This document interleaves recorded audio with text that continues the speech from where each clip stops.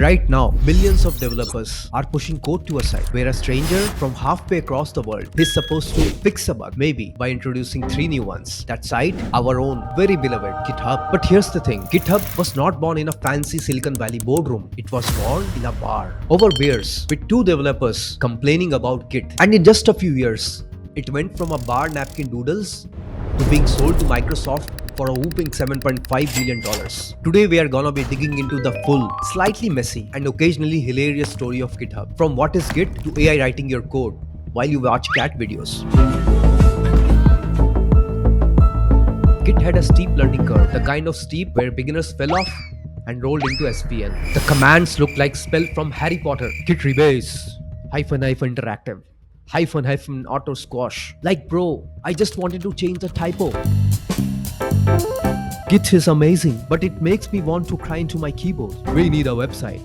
Something that makes Git feel less like solving a Rubik's Cube blindfolded and more like MySpace for code. MySpace for code? Weird, but brilliant. Let's add a mascot. How about a cat with octopus arms? Done.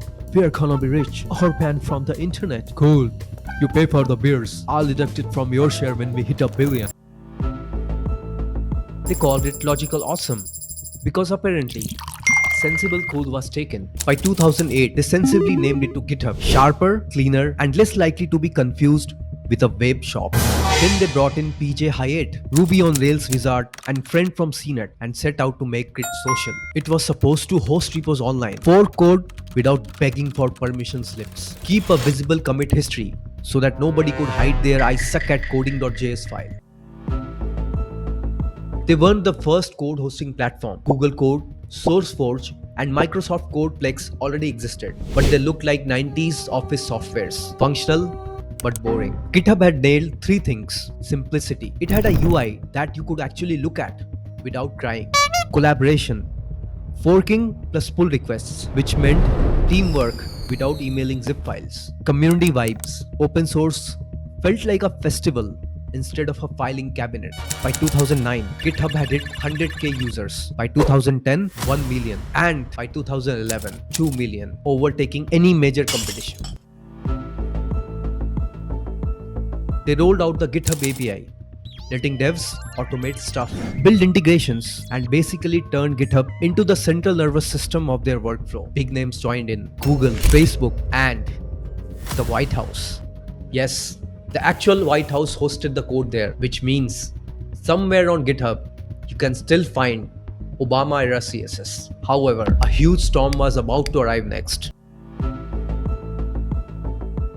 In 2014, GitHub faced its first major internal crisis. Co-founder Tom Preston Warner stepped down after controversy over workplace culture. It was a kind of headline that makes startups realize that scaling isn't just about servers. Then came 2015, when the external storm hit. One of the largest DDoS attacks in internet history slammed into GitHub. The suspected culprit, China's Great Cannon, which sounds like a rejected Transformers villain, but was actually a sneaky cyber weapon that basically tricked millions of innocent people into accidentally becoming digital attackers.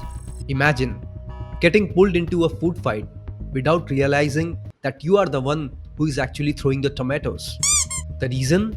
GitHub was hosting anti-censorship projects like greatfire.org, a tool that could be used to bypass the Great Firewall.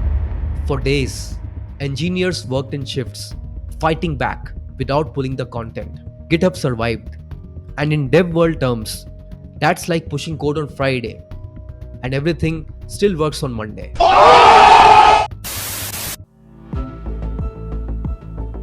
2018, plot twist. Microsoft buys GitHub for $7.5 billion. Developers freaked out. That is it. They'll turn GitHub into Microsoft Word with a dark theme.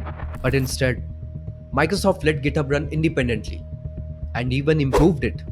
In 2019, they rolled out GitHub Actions, which automated testing, building, and deployments. In 2020, they acquired NPM, the largest package manager in the world. Now the JS package registry lived right inside GitHub. Then in 2021, came GitHub Copilot, an AI paired programmer built with OpenAI. It could auto-complete code, suggest functions, and even write whole blocks. Half the community was thrilled. This will change coding forever. The other half was furious. You trained this on our open source code without credit.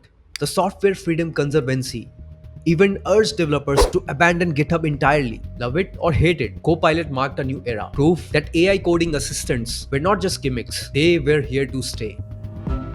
As of March 2025, over 150 million users are on GitHub, from indie devs making weird side projects like Is It Christmas to billion-dollar companies. Everybody is here. GitHub isn't just a code host anymore. It is the town square of open source. GitHub started as a beer-fueled idea to make Git less scary. Now it's a part of the backbone of the internet. But it raises a few very important questions. Can corporate owned platforms still protect open source ideals? Will AI assistants make us better or lazier? Drop your take in the comments. Is GitHub the hero of open source or a future villain in disguise? And if you like this, hit the like button. Subscribe to our channel. Else, I'll fork your open source repo and write console.logs everywhere.